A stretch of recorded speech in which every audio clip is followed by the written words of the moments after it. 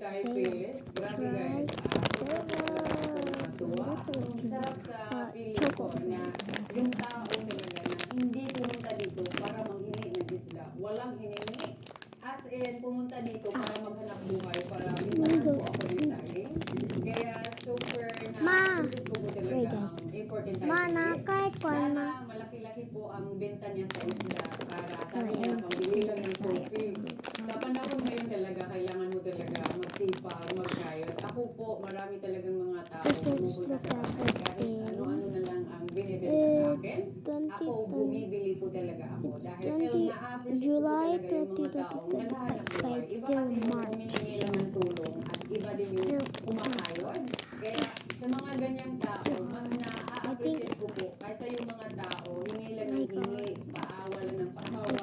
Iba kasi yung kumakayod, parang sila pa po yung mas disturbing tulungan.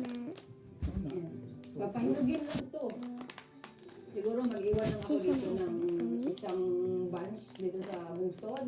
You know, ang ganda dito. Kain-kain, tinilaw, palaging may saging. Tsaka kamuting kahoy. Kaya perfect na perfect. Pagpunta dito ni Tatay Phyllis. At least wala na pong ulan. Pero gusto talaga po magdamag palagi yung umuulan. Sabi ko nga sa kanya, wag mo nang uuwi. Kaso, siguro dahil nabasa na din si Tatay Phyllis. Hati-hatiin din to sa mga kapatid ko. This is how I share blessings sa pamilya ko lang din po. Di ba? Mas masaya. Yan siya karami ito. Masaba. Masarap tong gawin budbud. Budbud, masarap. Tanggalin ko na lang po siya dahil gusto ko to i-share din po sa mga kapatid ko. At least, hindi naman pwede one bunch each sa mga kapatid ko. Kaya, kailangan na natin tanggalin na siya. Ininegosyo ko po ito sa mga kapatid ko. Ako kasi yung tao na kung anong meron ako, gusto ko din i-share sa mga ate ko. And yung feeling talaga, gusto ko parang palaging maghating kapatid. Kaya matutuwa din yung sila kasi mahilig kami sa saging. Pag taga-isla po kayo o nakatira kayo sa island, yung mga tao dito mahilig sa mga kamuting kahoy.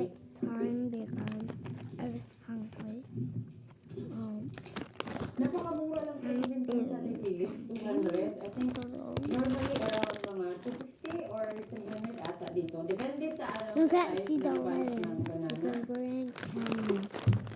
Ako, ang timbang nito, ang dami. Hindi ko alam. Ito pa hinog. Uy, hinog mo. Gusto ko to, yung hindi masyadong hinog. Magluluto po tayo. Tikman natin agad yung sabi ni Tatay Phyllis. Masarap to. Maganto pala yung kulay, oh. Maganda siya.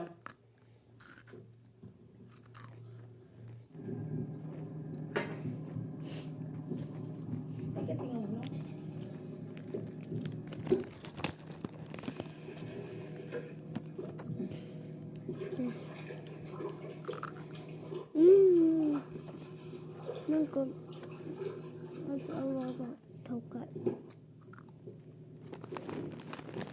Let's try. Magluto na tayo ng saging. Medyo mahangin po dito. Grabe yung kahoy ni Tatay Phyllis. Sobra-sobra yung apoy. Lagyan lang po natin ng kahoy. Basag na po namin. Baka daw nakawin. Ay, ano lang kayo dyan? Dalhin yan sa ating mga sisterakas. Ito lang yung iiwan. Yan, gawin na lang yan sa inyo. Siyempre, ano na yan? Serve mo na yan.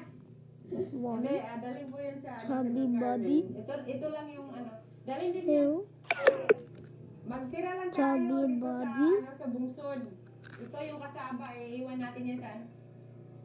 Ito lang yung dalhin, separate ko yung iiwan lang dito sa bungsod. Kasi baka maghinog din at the same time, hindi siya makain agad. My mouth is still small. Okay. Then, Yan, marami na yan. chubby. Dito na to. But my Para head. palaging may pagkain, walang magugutom sa bungsod. Sobrang blessing, kaya dapat marunong din tayo mag-share ng blessing sa iba. Bye. And guys, that's all.